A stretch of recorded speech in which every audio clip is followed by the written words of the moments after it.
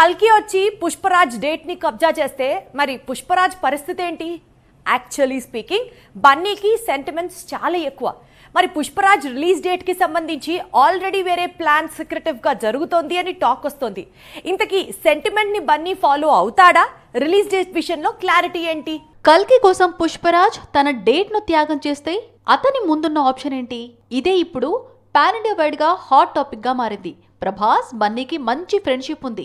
Friendship లో భాగంగా rebel కోసం ఆగస్టు 15 డేట్ ను త్యాగం చేస్తే పుష్పరాజ్ తిరిగి వచ్చేదెప్పుడు? పుష్ప 2 రిలీజ్ డేట్ డిసెంబర్ కు మారే అవకాశం కనిపిస్తోంది.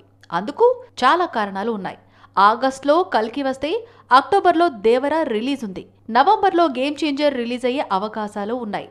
సో డిసెంబర్ అయితే బెస్ట్ ఆప్షన్ అనుకుంటున్నాడట అల్లు అర్జున్. 2021 డిసెంబర్లో పుష్ప 1 రిలీజ్ అయ్యి దుమ్ము రేపింది. కరోనా టైంలో కూడా భారీ వసూళ్లను కొల్లగొట్టింది.